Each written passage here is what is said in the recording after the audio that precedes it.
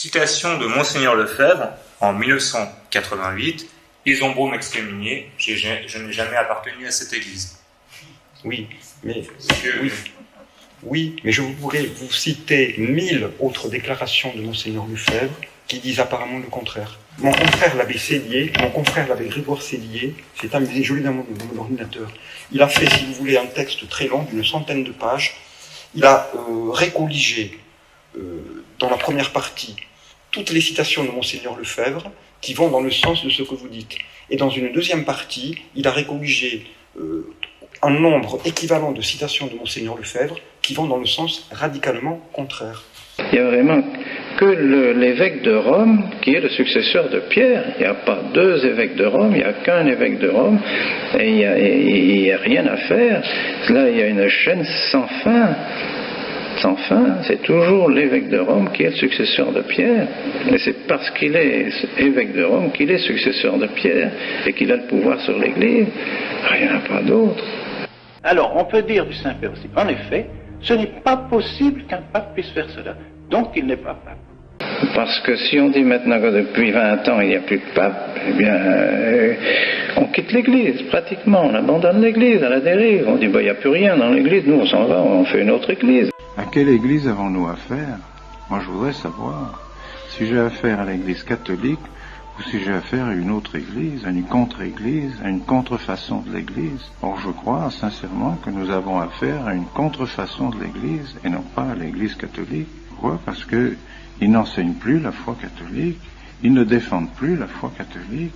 Non seulement ils n'enseignent plus la foi catholique, ils ne défendent plus la foi catholique, mais ils enseignent autre chose. Ils entraînent l'Église dans autre chose que l'Église catholique. Ce n'est plus l'Église catholique. À ce que moi-même j'ai toujours enseigné et à ce que j'ai toujours fait. En effet, à Écône, nous avons toujours enseigné qu'il y avait un pape. Nous avons toujours enseigné qu'il fallait prier pour le pape. Moi-même, je montrais l'exemple en me rendant à Rome, car il est évident que s'il n'y a pas de pape, c'est inutile de se rendre vers quelqu'un qui n'existe pas. Mais il est possible que nous soyons dans l'obligation de croire que ce pape n'est pas pape.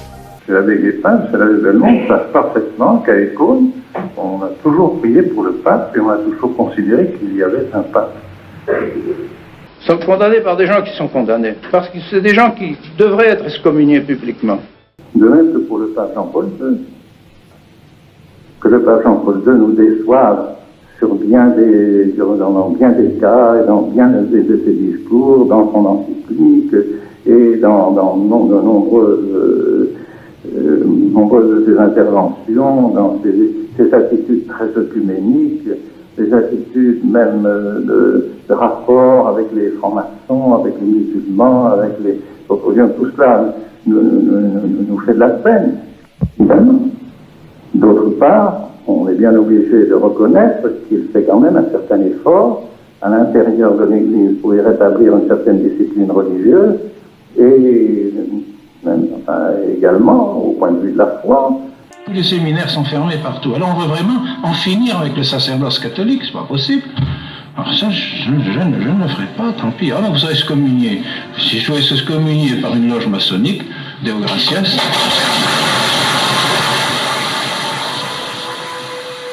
Si vous appelez les sédévacantistes comme moi ennemis du Christ, vous pouvez aussi appeler ainsi votre fondateur, Monseigneur Lefebvre. D'où pensez-vous que l'idée nous soit venue à l'origine? Un rappel historique s'impose.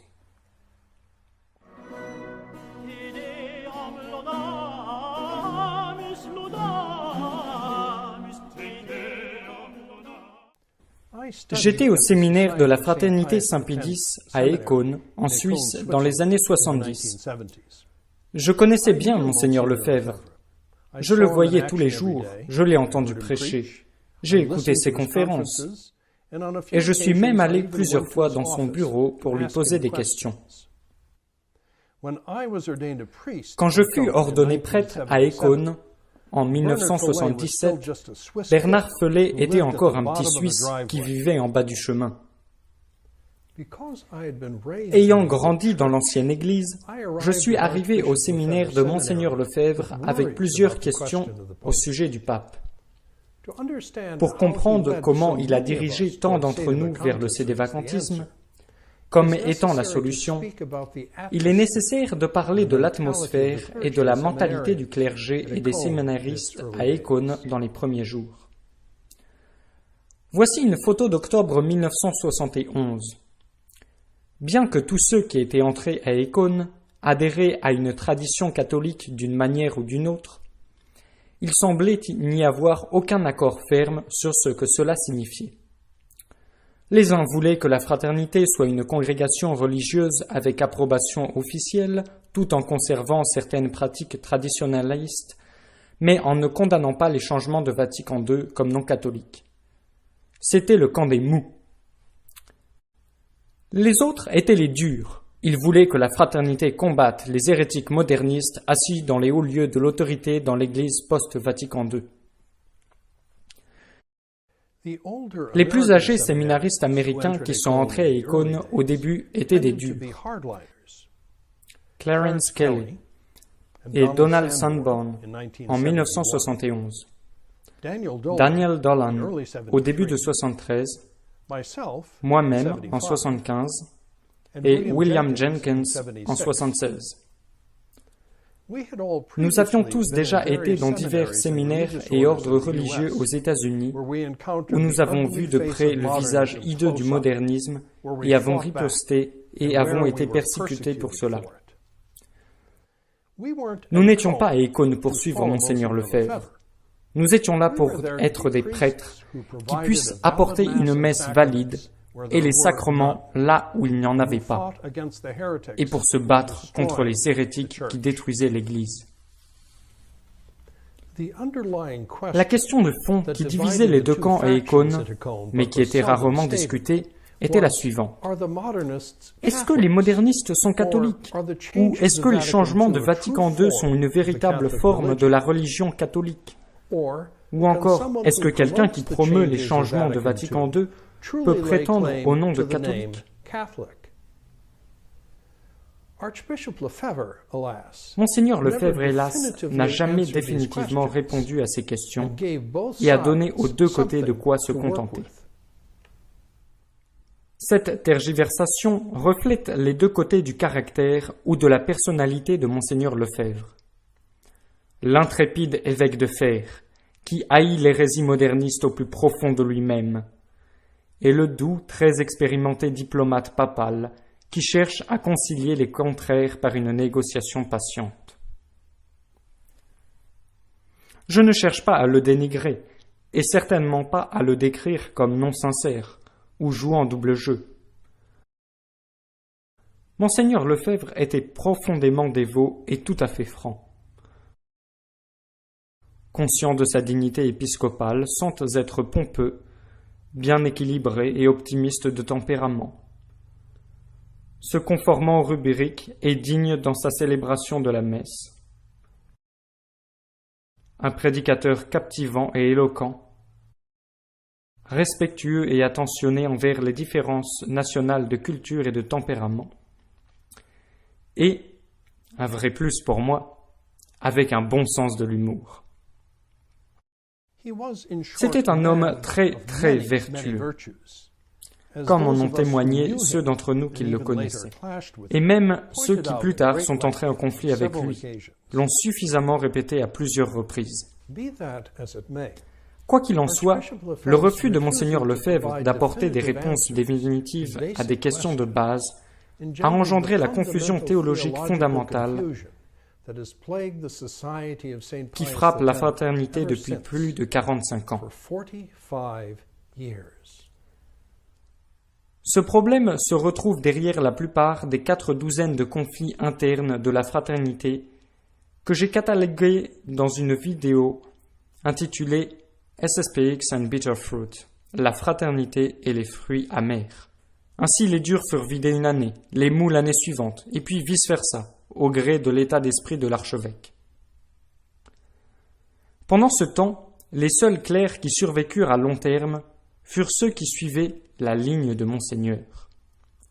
Cela ne montrait de loyauté à aucun principe autre que Monseigneur Lefebvre ou la fraternité.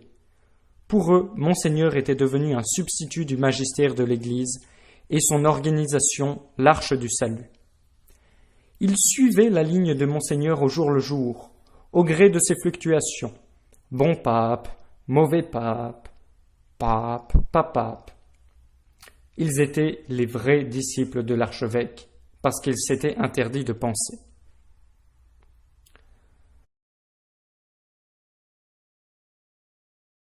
Mais il va sans dire cependant que quelques-uns d'entre nous réfléchissaient. Et grâce à une combinaison d'influences présentes à Écône au début, et aux principes énoncés par Monseigneur Lefebvre lui-même, nous avons conclu que Paul VI était un faux pape et que le Saint-Siège était vacant. Et il faut ici mentionner le terme sédévacantisme, qui fut donné pour désigner la position théologique que le Saint-Siège est vacant. Je n'ai jamais entendu ce mot à Écône.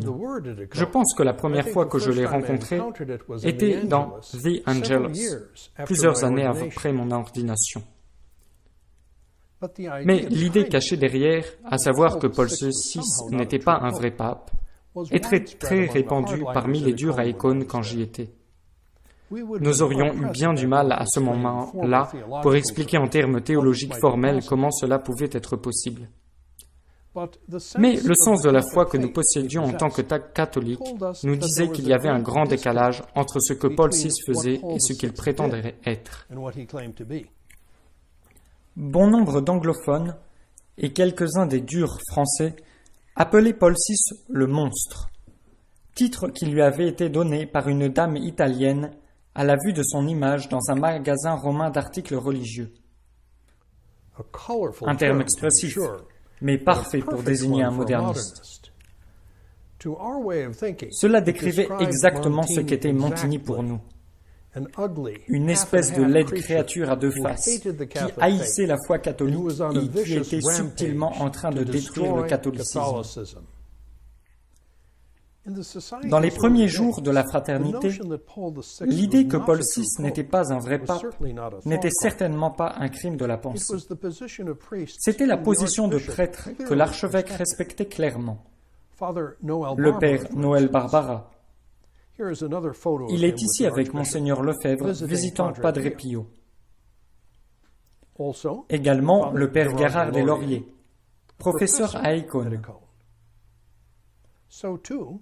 De même, l'abbé Peter Morgan, supérieur du district d'Angleterre, est le premier prêtre de la fraternité ordonné par Monseigneur Lefebvre. Et puis, il y avait aussi les paroles mêmes de Monseigneur Lefebvre, qui nous orientaient continuellement vers le sédévacantisme. En 1976, un an avant que je sois ordonné prêtre, l'archevêque a clairement posé tous les principes y conduisant, comme vous allez le voir dans un instant. En conséquence, je n'ai jamais prié pour Paul VI comme pape, même à ma messe d'ordination. Et en tant qu'organiste, je refusais d'accompagner l'antienne pour lui au salut du Saint-Sacrement. Jusqu'en août 1979, le sédévacantisme n'était pas encore un crime dans la fraternité. Lors d'un dîner de prêtres au prieuré d'Oyster Bay Cove, Long Island, j'ai directement demandé à l'archevêque si la liberté religieuse était une hérésie. Il a dit oui. J'ai alors dit que, puisque Jean-Paul II l'enseignait, ne devrions-nous pas tirer la conclusion ? Il a souri à ce que cet Américain effronté demandait et a répondu « Je ne dis pas que le pape n'est pas pape, mais je ne dis pas non plus qu'on ne peut pas dire que le pape n'est pas pape. » Il s'est mis à rire, comme nous tous, parce qu'en français, cela faisait beaucoup de papa-pape, mais nous l'avons pris au mot. Malheureusement, 3 mois plus tard, le côté diplomatique de Monseigneur Lefebvre prévalait. Avec Jean-Paul II, la possibilité d'un accord Vatican-Écône était dans l'air. Le 8 novembre 1979, par conséquent, Monseigneur Lefebvre a publié une déclaration disant que la fraternité ne pouvait tolérer en son sein ceux qui ne reconnaissaient pas Jean-Paul II comme pape et qui refusaient de mettre son nom dans le canon, ni ne reconnaissaient la nouvelle messe en latin comme valide.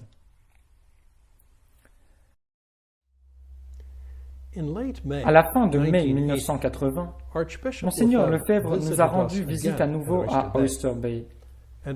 Et puisque nous avons refusé d'adhérer à la nouvelle ligne, il en a expulsé 3 d'entre nous. Mais le lendemain matin, sans aucune sollicitation de notre part, il a changé d'avis. Tout irait bien tant que nous n'attaquions pas publiquement la position de la fraternité, a-t-il dit, ajoutant qu'il ne serait pas non plus nécessaire de mettre le nom de Jean-Paul II dans les prières liturgiques. La volte-face, je pense, reflète une autre facette de la vertu de l'archevêque. Nous avons supposé que quelques-uns des jeunes Turcs qui le conseillaient l'avaient poussé à nous expulser, mais que son côté bienveillant et paternel, tout à fait considérable, l'avait finalement gagné. Et nous lui sommes très reconnaissants pour cela. Et voilà, Monseigneur Lefebvre a laissé 3 prêtres, qui, selon les standards actuels de la fraternité, ont perdu la foi dans l'Église et sont comme des Juifs incroyants, diriger le district nord de la fraternité. 3 ans plus tard, bien sûr, Monseigneur a expulsé 9 d'entre nous de la fraternité. L'enjeu, cependant, n'était pas le sédévacantisme. J'ai déjà raconté cette histoire ailleurs.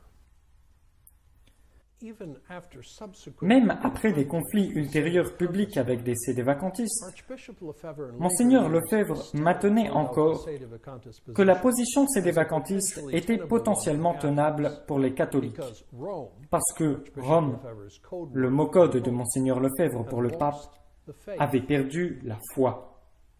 Si vous voulez une preuve supplémentaire de l'affinité de Monseigneur Lefebvre avec des clercs qui adhéraient à une position que messieurs Salsa et Cisco considèrent comme tout sauf catholique, empoisonné et menant à l'hérésie, rappelez-vous juin 1988. Son co-consécrateur pour les 4 évêques de la fraternité était Monseigneur Antonio de Castromayor, qui, après la cérémonie, déclarait à qui voulait l'entendre « Nous n'avons pas de pape ». Enfin, même, la fraternité en 2016 tolère la présence de prêtres qui sont sédévacantistes, tant qu'ils ne disent rien à personne. Si ces clercs sont, comme les auteurs du livre lumineux préfacé par Monseigneur Fellet le disent, des ennemis du Christ, et comme des Juifs incrédules, comment celui-ci peut-il leur permettre de rester dans son organisation ? Rome a perdu la foi, mes chers amis. Rome est dans l'apostasie. C'est pas des paroles, c'est pas des mots en l'air que je vous dis, c'est la vérité. Rome est dans l'apostasie. On ne peut plus avoir confiance dans ce monde-là. Il a quitté l'Église, ils ont quitté l'Église, ils quittent l'Église. Sûr. Et ainsi, nous avons donc acquis ce domaine de Vérac, et le premier prêtre que nous venons envoyer est donc l'abbé Guépin.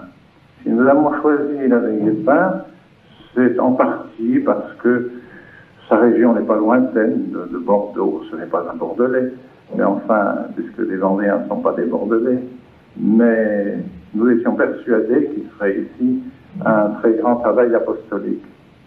J'ai toujours beaucoup estimé l'abbé Philippe Guépin. Et en effet, tous les échos étaient unanimes au début de son ministère pour nous dire que l'abbé Guépin était le prêtre vraiment tout à fait adapté et vraiment édifiant que vous souhaitiez.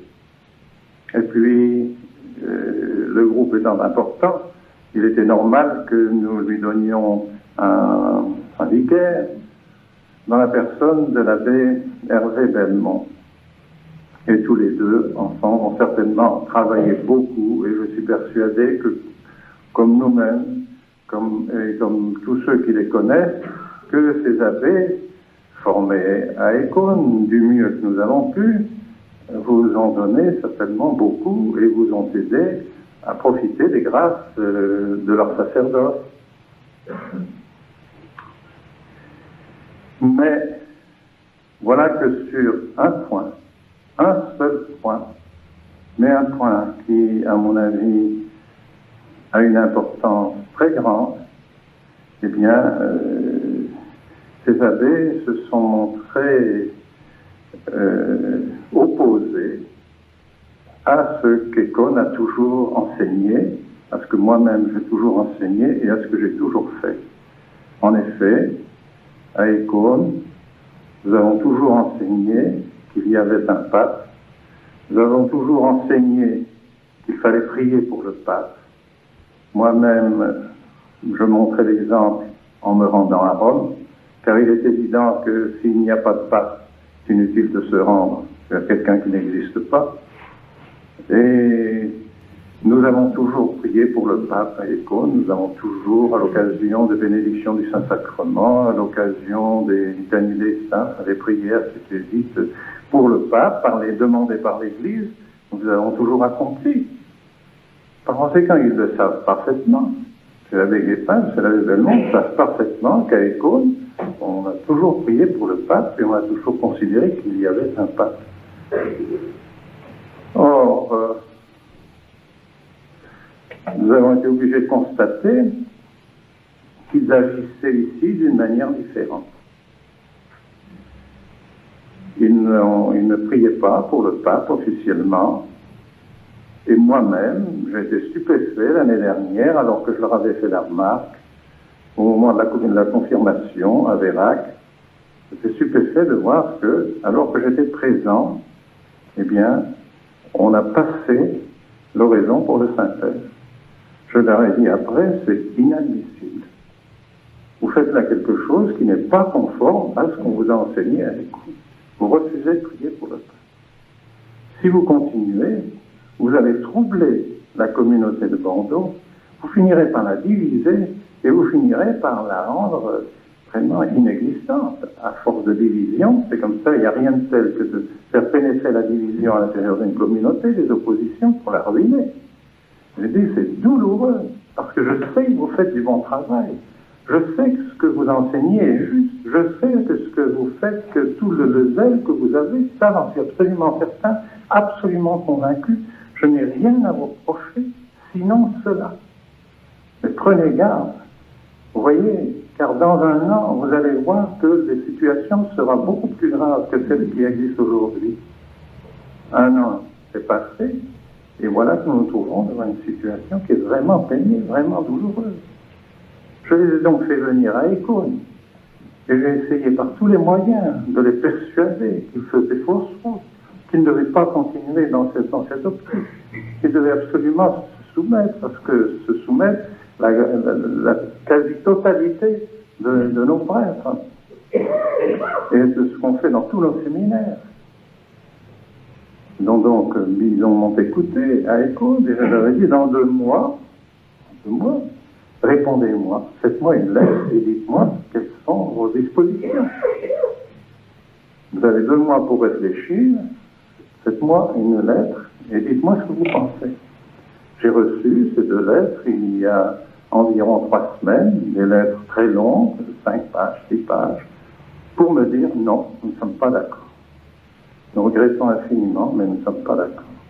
Nous ne pouvons pas prier pour le pape n'existe pas. Il n'y a pas de pape pour nous, par conséquent, nous ne prions pas pour le pape.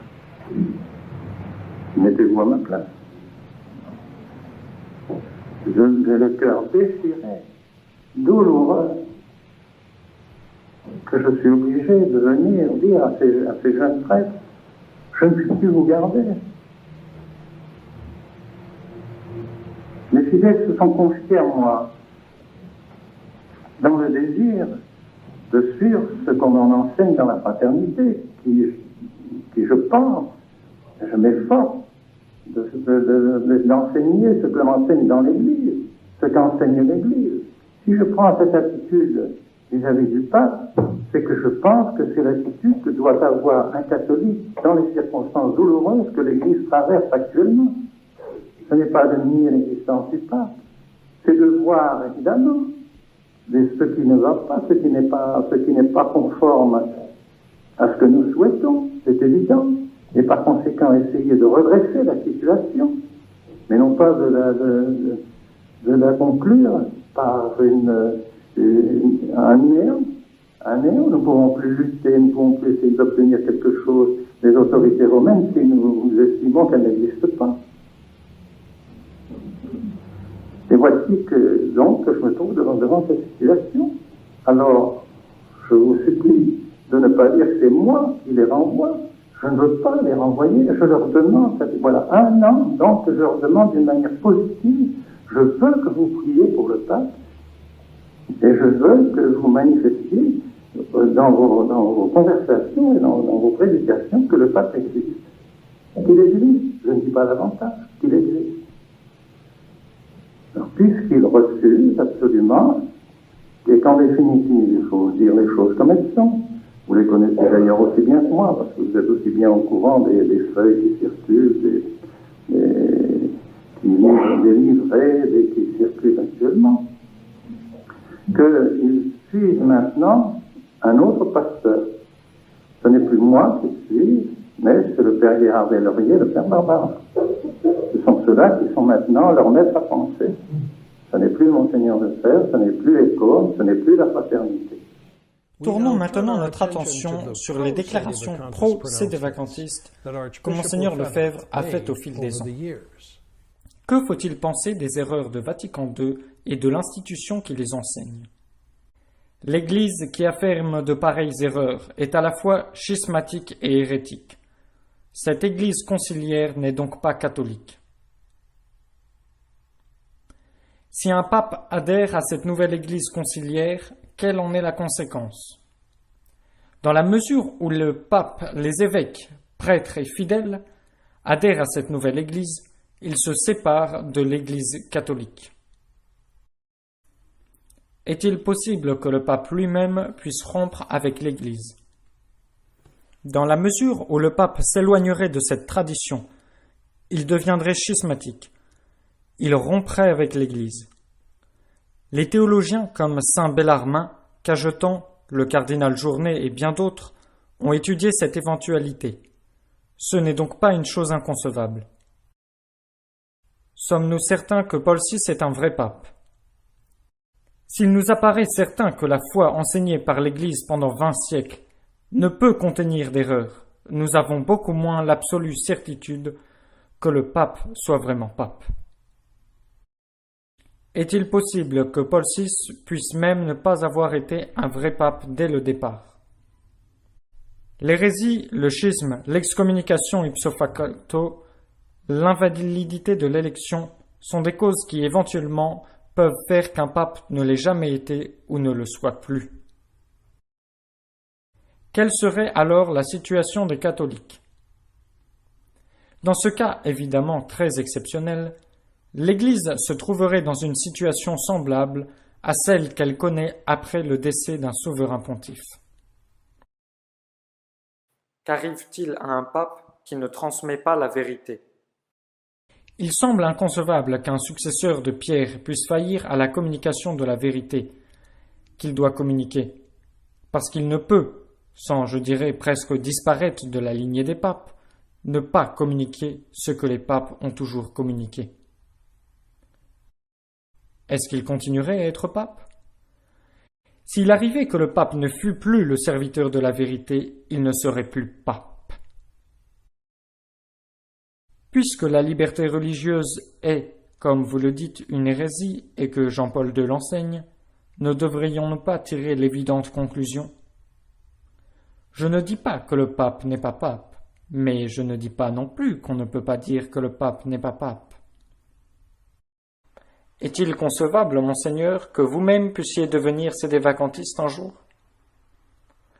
Vous savez, pendant un certain temps, beaucoup de gens, les sédévacantistes, ont dit « il n'y a plus de pape ». Mais je pense que pour moi, ce n'était pas encore le temps de le dire. parce que ce n'était pas sûr, ce n'était pas évident. Si Jean-Paul II continue comme cela, quelles seront les conséquences?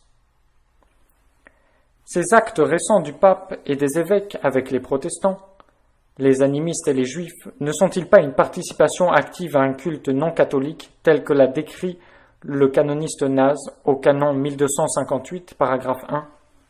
Dans ce cas, je ne vois pas comment il est possible de dire que le pape n'est pas suspect d'hérésie. Et s'il continue, il est un hérétique et un hérétique public. Telle est la doctrine de l'Église. Quelles conclusions pouvons-nous tirer des paroles et des actes de Jean-Paul II? Il est possible que nous soyons obligés de croire que ce pape n'est pas pape. Depuis 20 ans, Monseigneur de Castormayer et moi préférons attendre. Mais Monseigneur, le pape a-t-il quitté l'Église catholique? Il est impossible que Rome demeure en dehors de la tradition indéfiniment. C'est impossible. Pour le moment, ils sont en rupture avec leurs prédécesseurs. Cela n'est pas possible. Quand même, on n'est plus dans l'Église catholique. Alors, on peut dire du Saint-Père aussi, en effet, ce n'est pas possible qu'un pape puisse faire cela. Donc, il n'est pas pape. Il n'est pas possible que le pape, inspiré par le Saint-Esprit et soutenu par l'Esprit Saint, par les paroles de notre Seigneur Jésus-Christ, puisse faire une chose semblable. Ça, je suis d'accord avec vous. C'est pas possible, c'est incompatible. Cette destruction de l'Église, cette destruction du règne social de notre Seigneur Jésus-Christ, cette destruction de la foi catholique dans tous les domaines, tous les catéchismes, les universités, les écoles catholiques, les congrégations religieuses, les séminaires, qu'on regarde partout, c'est la destruction systématique de toute l'Église, voulue par toutes les réformes qui ont suivi le Vatican. Car le Vatican II n'a été, je dirais, qui a permis de faire les réformes. Ce qui devait être fait, c'est les réformes. Le Vatican II, sous des termes équivoques, a permis de se lancer dans les réformes. Et c'était ça qui était voulu. Ça a été le tremplin qui a permis cela. Alors, on peut dire du Saint-Père aussi, en effet, ce n'est pas possible qu'un pape puisse faire cela. Donc, il n'est pas pape.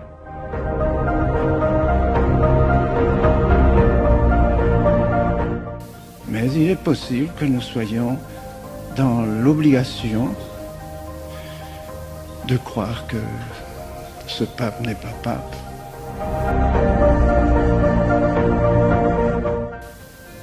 Nous nous trouvons vraiment devant un dilemme grave, excessivement grave, qui, je crois, n'a jamais existé dans l'Église, que celui qui est assis sur le siège de Pierre participe à des cultes de faux dieux.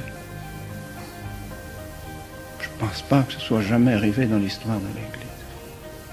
Quelles conclusions devrons-nous tirer, peut-être dans quelques mois, devant ces actes répétés de communication à des faux cultes? Je ne sais pas. Je me le demande. Mais il est possible que nous soyons dans l'obligation de croire que ce pape n'est pas pape.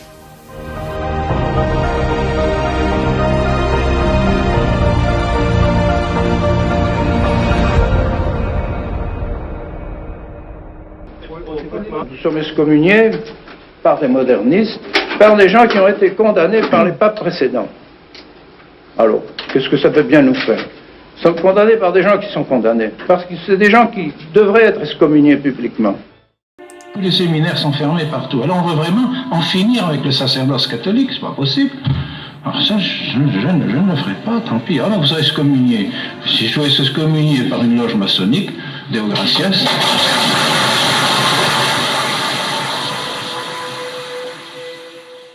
J'estime qu'à l'intérieur de l'Église, maintenant, il y a une espèce d'occupation de l'Église par un pouvoir de subversion qui est en train de démolir l'Église par l'intérieur.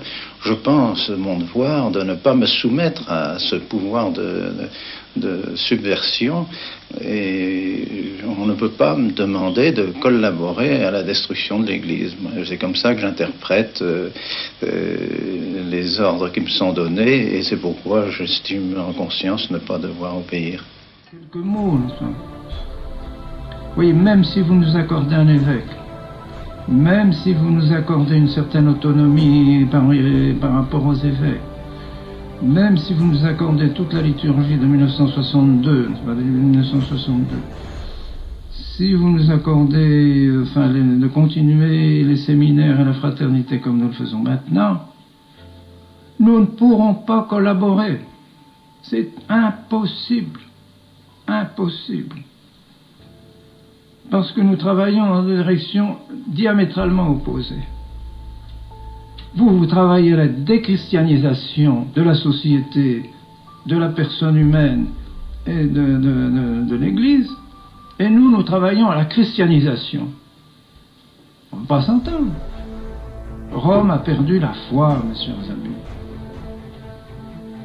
Rome est dans l'apostasie. C'est pas des paroles, c'est pas des mots en l'air que je vous dis, c'est la vérité. Rome est dans l'apostasie. On ne peut plus avoir confiance dans ce monde-là. Il a quitté l'Église, il quitte l'Église. Sûr. Ça peut être une hypothèse valable. Elle se découvrira peut-être, je n'en sais rien. Mais si un jour se découvrait, et c'est des choses qui ne sont pas impossibles. Là aussi, il y a eu des apparitions qui l'ont dit, mais ces apparitions ont été reconnues par le Saint-Siège. C'est Fatima, c'est la Salette, qui ont dit que le démon monterait jusqu'au plus haut sommet dans l'Église. Non, c'est rien si c'est le plus haut sommet, ça veut dire le secrétaire d'État que ça s'arrête là, ou bien si ça va plus loin que ça va jusqu'au pape. Non, c'est rien, jusqu'à celui qui se dit pape. Je ne sais pas, mais vous savez, c'est pas une chose impossible. Et les théologiens ont étudié le problème. Les théologiens ont étudié le problème pour savoir si c'est une chose possible, si un pape peut être, par exemple, hérétique et par conséquent serait excommunié et par conséquent tous ses actes seraient illégitimes et invalides. Mais imaginez que le pape ait été inscrit dans une loge maçonnique avant son élection. Il était excommunié. Excommunié, son élection est invalide, il ne peut pas être pape. Et nous aurions pendant un pape qui ne serait pas pape. À quelle église avons-nous affaire? Moi je voudrais savoir si j'ai affaire à l'église catholique ou si j'ai affaire à une autre église, à une contre-église, à une contrefaçon de l'église. Or je crois sincèrement que nous avons affaire à une contrefaçon de l'église et non pas à l'église catholique. Pourquoi? Parce que ils n'enseignent plus la foi catholique, ils ne défendent plus la foi catholique. Non seulement ils n'enseignent plus la foi catholique, ils ne défendent plus la foi catholique, mais ils enseignent autre chose. Ils entraînent l'Église dans autre chose que l'Église catholique. Ce n'est plus l'Église catholique. On veut détruire tous les États catholiques. On ne veut plus du règne de notre Seigneur. Eh bien, que l'Église se prête à cette opération gigantesque et démoniaque, invraisemblable. C'est tellement fort, c'est tellement effrayant. Et plus les choses s'éclairent, et plus nous apercevons que ce programme qui a été élaboré dans les loges maçonniques, eh bien, on s'aperçoit tout doucement, et avec des précisions de plus en plus grandes, qu'il y a tout simplement une loge maçonnique au Vatican. Et que maintenant, quand on se trouve devant un secrétaire de congrégation ou un cardinal qui se trouve assis dans le siège, à la place, dans le bureau, où se trouvaient de 5 cardinaux, et des cardinaux qui avaient la foi, qui défendaient la foi de l'Église et qui étaient des hommes d'Église, ben on se trouve devant un franc-maçon. Alors est-ce que c'est la même chose? Obéissance à l'Église, oui. Obéissance à ce que l'Église a toujours commandé, oui. Obéissance à la foi de l'Église, oui. Mais obéissance à la franc-maçonnerie, non. Que pensez-vous des anathèmes du Concile de Trente? Que pensez-vous des anathèmes du concile de l'encyclique Auctorem Fidei sur le concile de Pistoie? Que pensez-vous du syllabus? Que pensez-vous de l'encyclique sur Immortale Dei du pape Léon XIII? Que pensez-vous de la lettre sur le sillon par le pape Saint-Pidis, de l'encyclique Quas Primas du pape Pie XI? De Mortalium Animos du pape Pie XI, justement contre l'œcuménisme, contre ce faux œcuménisme, et ainsi de suite. Enfin, pensez-vous tout ça? Qu'ils me répondent. Ils me répondent s'ils sont toujours d'accord avec tous ces documents des papes, avec ces documents officiels qui définissent notre foi. Ce ne sont pas des documents quelconques, ce ne sont pas des allocutions privées ou des conversations privées des papes, ce sont des documents officiels et qui engagent l'autorité du pape. C'est pas moi qui la veux, je voudrais mourir pour qu'elle n'existe pas, cette situation. Je voudrais donner ma vie.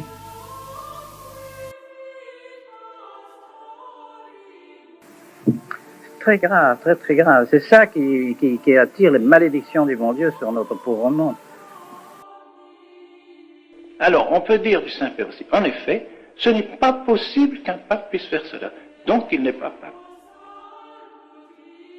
Mais il est possible que nous soyons dans l'obligation de croire que ce pape n'est pas pape.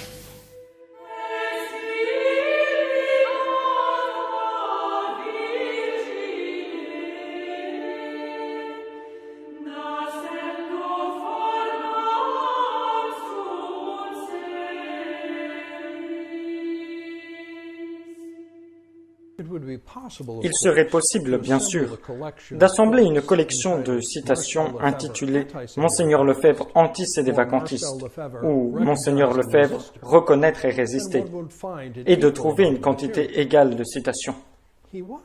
Il a été, en effet, tout cela à un moment ou à un autre. Mais les mots que nous avons cités de Monseigneur Lefebvre, sédévacantiste, suffisent pour notre seul but ici, de déjouer la tentative cynique de la fraternité Saint-Pédis par l'intermédiaire de messieurs Salsa et Cisco, de diaboliser le sédévacantisme et de décrire ceux qui y adhèrent comme les enfants de Luther. Ne les croyez pas. Pour Monseigneur Lefebvre, le sédévacantisme était une position tenable pour un catholique. Il a posé initialement bon nombre des principes qui nous y conduisent. Et à plusieurs reprises au cours de son apostolat, il a ouvertement suggéré que lui-même, quoique simple évêque retraité, puisse déclarer la vacance du Saint-Siège. Et à l'époque de Bergoglio, le pape qui dit qu'il n'y a pas de Dieu catholique, qui ne condamne pas le divorce, qui approuve les contraceptifs, que pensez-vous que Monseigneur Lefebvre nous dirait de Bergoglio? Ceux d'entre nous qui connaissaient en effet Monseigneur Lefebvre n'ont aucun doute à propos de ce qu'il dirait maintenant, parce qu'il l'a déjà dit il y a près de 30 ans. Rome a perdu la foi, mes chers amis. Rome est dans l'apostasie. Ce ne sont pas des paroles, ce ne sont pas des mots en l'air que je vous dis. C'est la vérité. Rome est dans l'apostasie. On ne peut plus avoir confiance dans ce monde-là. Il a quitté l'Église, ils ont quitté l'Église, ils quittent l'Église. C'est sûr, sûr, sûr. Rome a perdu la foi, mes chers amis. Rome est dans l'apostasie. C'est pas des paroles, c'est pas des mots en l'air que je vous dis. C'est la vérité. Rome est dans l'apostasie. On ne peut plus avoir confiance dans ce monde-là. Il a quitté l'Église, on quitte l'Église, il quitte l'Église. C'est sûr, sûr, sûr, sûr. Salut, étoile de la mer, auguste mère de Dieu. Salut, ô toujours vierge, heureuse porte du ciel, vous qui avez agréé le salut de Gabriel, daignez en changeant le nom d'Eva, nous donner la vie de la paix. Délivrez les captifs, éclairez les aveugles,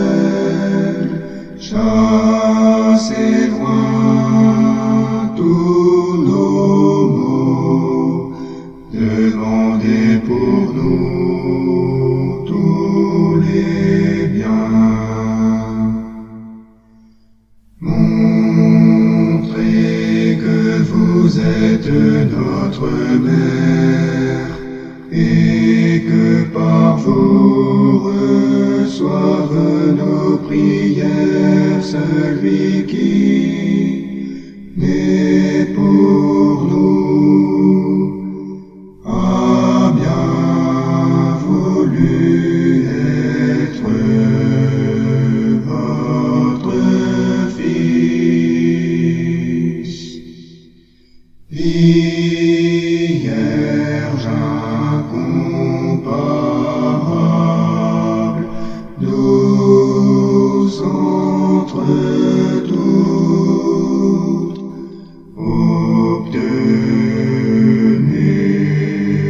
obtenez-nous avec le pardon de nos fautes, la douceur et la chasteté.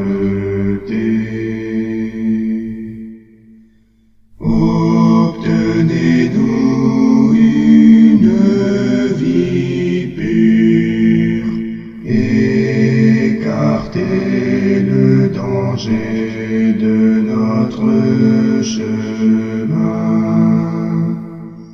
afin qu'admis à contempler Jésus, nous goûtions l'éternelle joie.